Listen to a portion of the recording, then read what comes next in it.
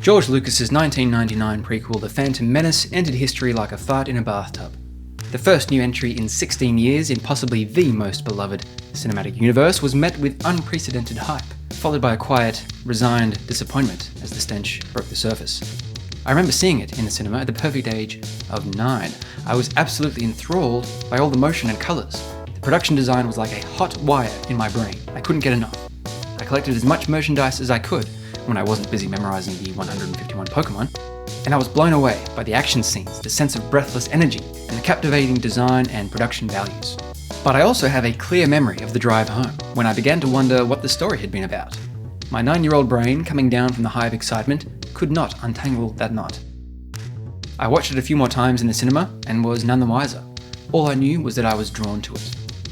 Over the years, as I grew to seek more from movies than the very real charms of the audiovisual experience, I began to see all the flaws everyone else does. The wooden acting, the lack of focus, the sense of pandering to children at the expense of adult enjoyment.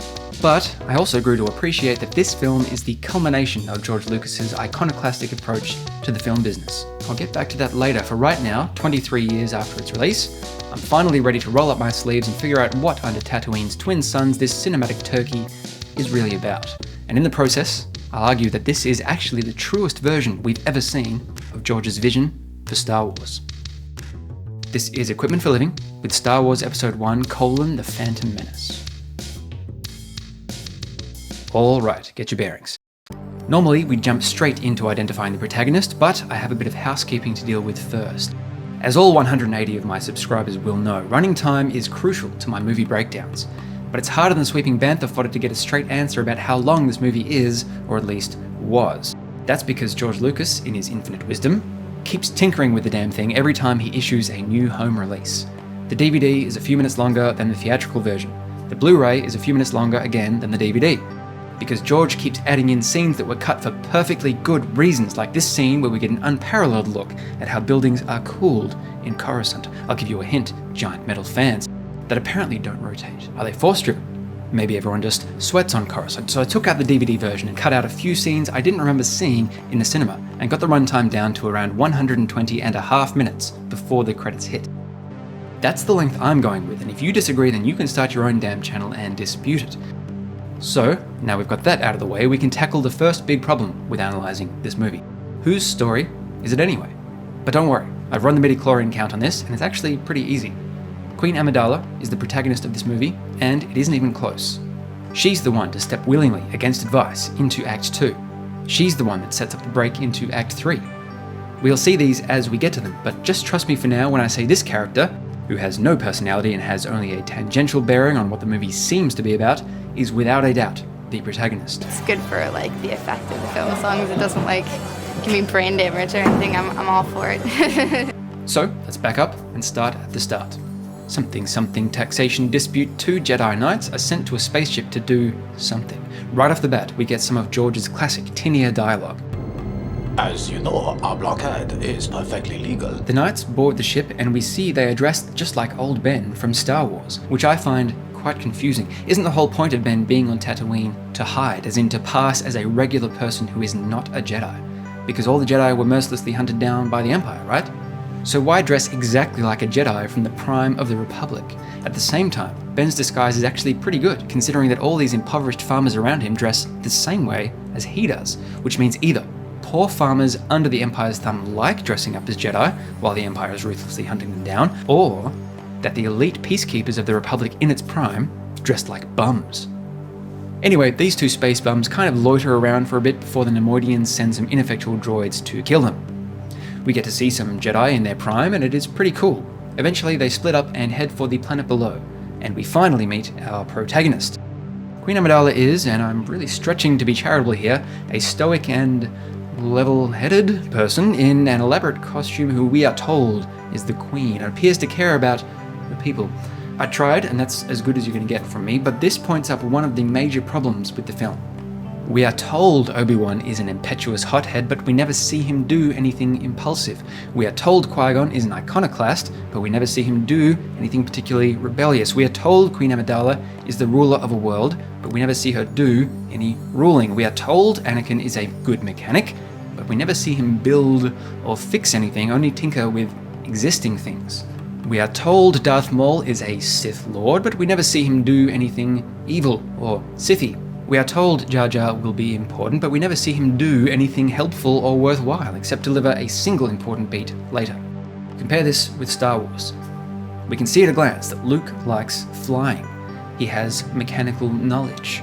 We see Leia has diplomatic skills that would get her out of Dodge with some Russian police officers. We can sense the wisdom oozing out of old Ben like the sweat in a Coruscant office. We can tell this guy has the death sentence on however many star systems. We can see all these things without being told about them. But in The Phantom Menace, all that visual storytelling is gone in favor of overt expository dialogue with no subtext. I'm a pilot, you know. So in minute 8, we meet the Queen as she tries to stare down the Neimoidians. But the Neimoidians tell her she assumes too much. You assume too much. We then cut to the gorgeous planet's surface, where the Queen is warned that they're probably about to be invaded. This moment, at minute 9, is the call to adventure. This is the event that will ultimately upend the Queen's life and force her to forge a new path. Note all her regal finery and the role she seems uncomfortably to be playing at the moment. This comes up again later. Now, despite some stiff moments, like the horrendous blocking in this throne room scene, The Phantom Menace has been reasonably engaging so far. We're seeing a very different corner of the Star Wars galaxy than we're used to, and there are some vague hints of conflict and/or intrigue. But any burgeoning sense of hope is shattered exactly 11 minutes in with the introduction of the most universally despised character in modern cinematic history, Jar Jar Binks. Well, let's talk about Jar Jar. When I was 9, I found him kind of goofy and I wanted to like him, but I just didn't get it. I didn't get him. I thought maybe I was too young and the humor was going over my head or something, but I have not yet grown old enough to get it. George Lucas is on record whinging about how fans hated the fact that Jar Jar was a, quote, comic character, end quote, designed to bring levity to proceedings. There's nothing wrong with the comic character. The problem is that Jar Jar isn't funny. If a character whose sole purpose to be funny isn't funny, you have a dead character, and that's exactly what happens every time Jar Jar is on screen. Dead air. So there really is no reason to put him in, except to develop the technology to let you do a CGI Yoda in 3 years. The other reason I personally don't like Jar Jar is that he is a Gungan, and the whole concept of the Gungans just makes me cringe. George has been gnawing on the same bone since the first draft of Star Wars in the mid-70s. He is obsessed with the idea of Unga-Bunga primitive savages dressed in the skins of conveniently handy animals taking down a technologically sophisticated power. The Wookiees filled the role in the original draft of Star Wars, and the Ewoks did it again in Return of the Jedi. And here we have the Gungans, the same idea again. George's simultaneous infantilization and elevation of what he clearly considers lesser life forms is just baffling to me. And the weirdest thing of all is that he's perfectly aware that he's doing it. Check out this clip from the commentary.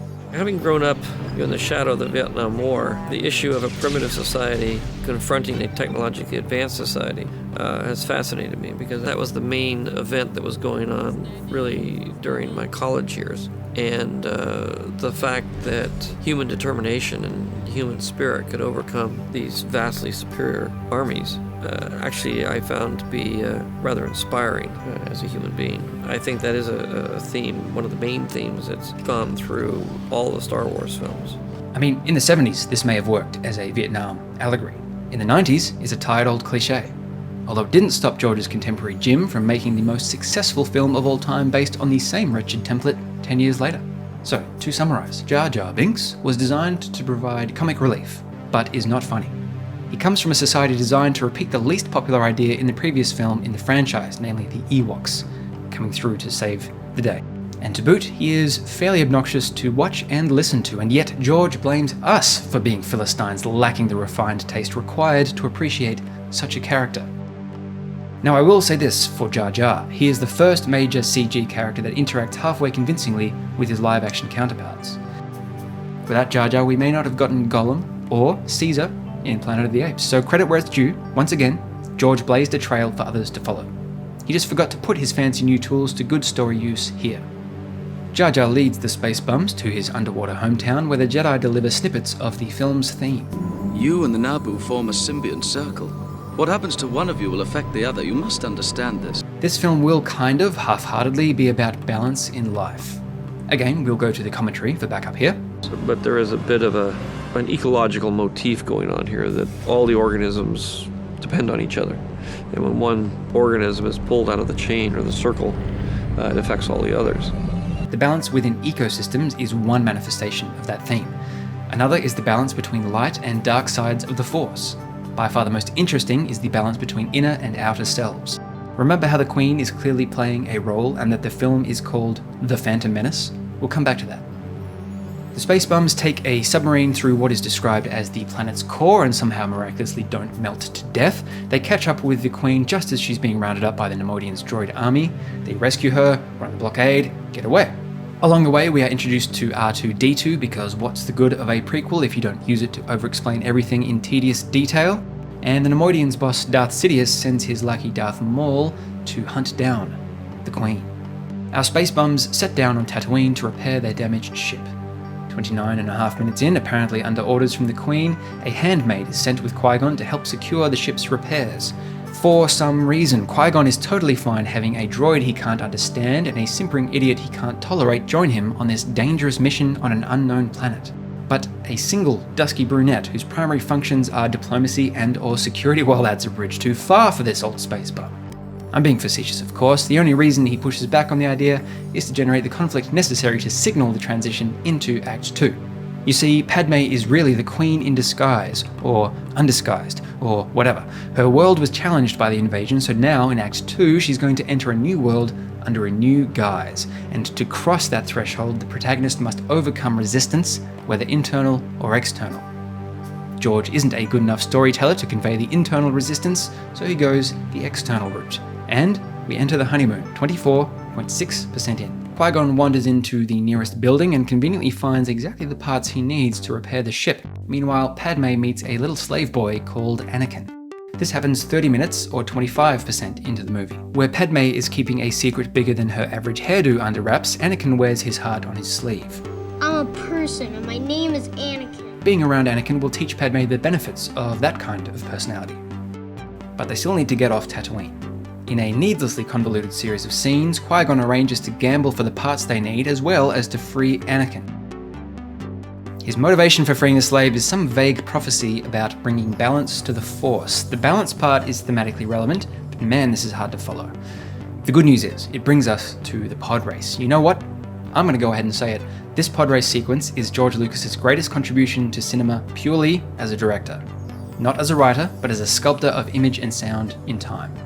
You see, George went against the grain in the 70s by establishing full-time independent effects houses to provide the audiovisual spectacle his Star Wars films demanded. In this sequence, 2 decades later, it all comes to the fullest fruition. We've got models, miniatures, visual effects, computer graphics, sound design, non-linear editing, and even music, all combining to make a sequence that is among the most thrilling in the franchise, and a showcase for George's entrepreneurship. At the end of which, Anakin narrowly wins, 64 minutes or 53% in. This is the midpoint. The stakes are raised, as the boy is now free, but a timer is set, as the space bums must return to their mission. Now, despite making a token effort, Qui-Gon was unable to free Anakin's mother, Shmi, so freeing Anakin essentially means tearing him away from his mother, at the age of 9. Because Qui-Gon comes from a cult of bums in which infant theft is perfectly normal, it probably doesn't occur to him how colossally ill-advised this move is. But, let's give him the benefit of the doubt. Then what the hell is Anakin thinking? You show me a 9-year-old who would willingly leave their mother to become a space bum, and I'll show you either a terrible mother or a budding psychopath. All of it, could have been averted if Qui-Gon didn't make this awful decision. And there's no good reason Anakin goes along with it. He's free now, and owns the fastest pod in the galaxy. Why does he not just use his gear and skills to race a few more circuits, betting on himself, in order to buy his mother's freedom? Then we can talk about boarding school at the Space Bum Temple. This flatulent elephant in the room is what undercuts the attempted pathos of this scene. Leaving Shmi would be sad if it was the only option, or at least not a terrible option. I mean, look, at this point, why doesn't Qui-Gon just promise to come back and visit Anakin later? Worst case scenario, Anakin isn't there to blow up the droid control ship, but considering that Obi-Wan kills Darth Maul anyway, he'd eventually be able to get the Queen to the throne room, as happens in the movie. There's no need for all this Death Star business, if we're being perfectly honest, but no one was around to tell George no this time. So the space bums whisk Anakin away to the temple of their cult, where Anakin is appraised and promptly refused entry. He's too much of a regular human being, full of emotions and ambition. For example, he complains of feeling cold, which if you've seen Empire, you'll remember is a symbol for evil. This is the first step on his path to Vaderdom. Meanwhile, some bloke with the same name as the future dictator of the universe tricks Queen Amidala into deposing his primary obstacle to power. 83 minutes, or 69% in, the Queen broods in Palpatine's apartment, and Jar Jar asks her if lots of people are going to die. This is the low point. The Queen has tried finding a way to save her people, mainly by sitting in bleachers watching cartoons crash into each other's jet engines. You assume too much. You assume too much. You assume too much. But it's all come to nothing, and the system has ground her down. Jar Jar talks about maybe, fighting the invaders. Just an idea. The Queen inspects this novel concept, and we cut away. During the subsequent soul-searching, Qui-Gon actually does live up to his iconoclast status by rejecting the Space Bum Council's decision and adopting Anakin anyway. We also get the explanation of midi-chlorians, which on the one hand demystifies the Force unnecessarily, but on the other hand, it does fit with the theme of symbiosis. Back on Naboo, or as George pronounces it, Naboo, Jar Jar leads the humans to the sacred and incredibly vulnerable hiding grounds of his amphibious conspecifics, which, by the way, have you ever seen an amphibian with ears? This leads to a meeting between the Queen and her entourage and Boss Nass of the Gungans, or Gungans, as George pronounces it. This is where the theme pays off. Padme has learned from the 8 minutes she's spent in Anakin's presence that there's value in putting yourself out into the world, wearing your heart on your sleeve. Staying hidden might be safe, but there are reasons to risk yourself via exposure. So she steps forward and reveals that the Queen is just a decoy. She integrates the two halves of herself, which are now in symbiosis. Queen and handmaid, now a single person. As long as it doesn't give me brain damage or anything, I'm all for it. You assume too much. Balance is good, you see?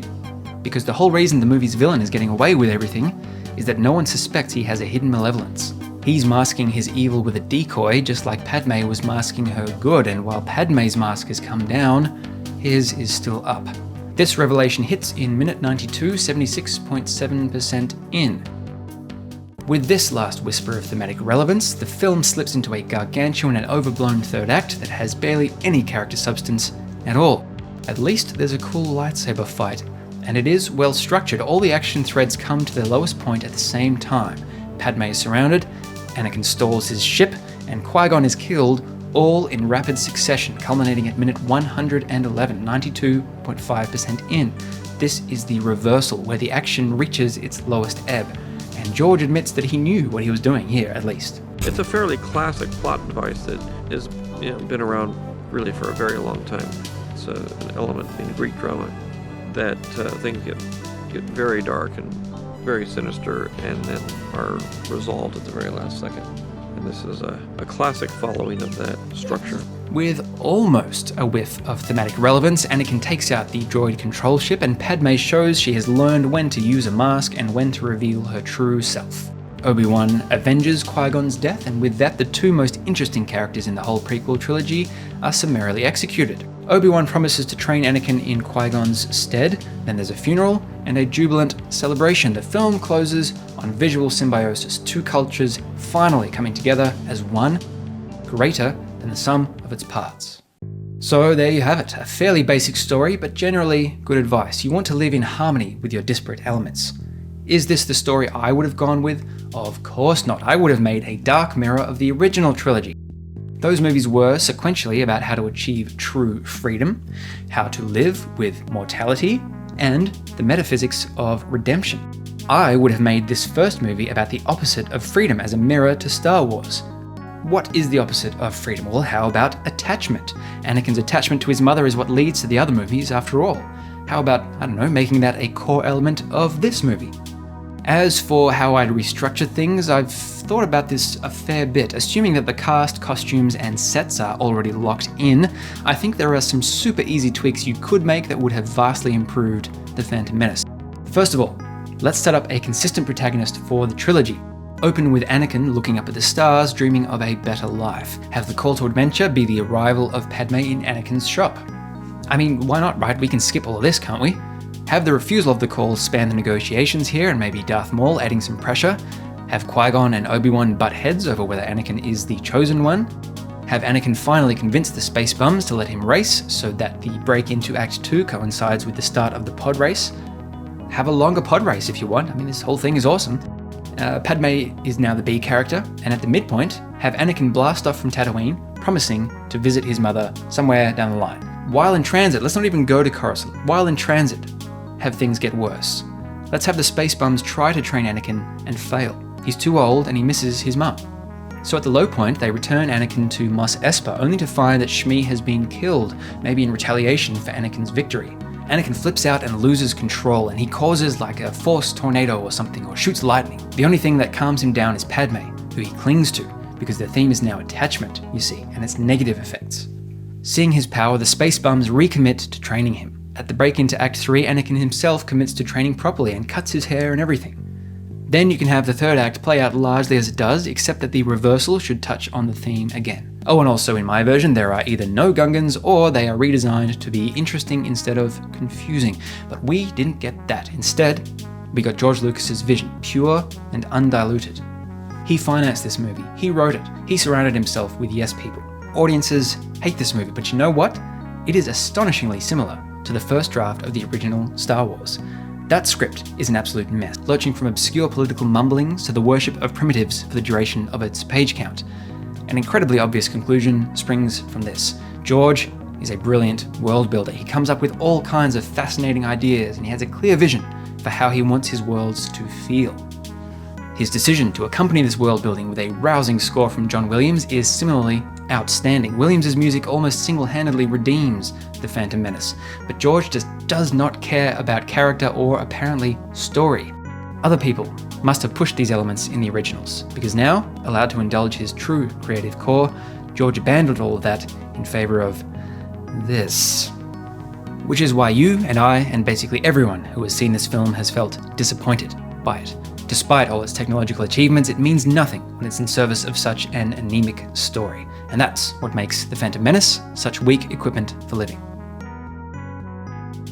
Thanks for watching this breakdown. If you found it insightful, please leave a thumbs up. And if my ramblings have stoked an insight in you, I'd love to read it and disagree with it in the comments. And if you'd like to see more movie breakdowns, click subscribe and ring the bell icon to make sure that you don't miss any future videos. I'm releasing prequel videos all November long, so stay tuned for that. It's like poetry, they will rhyme.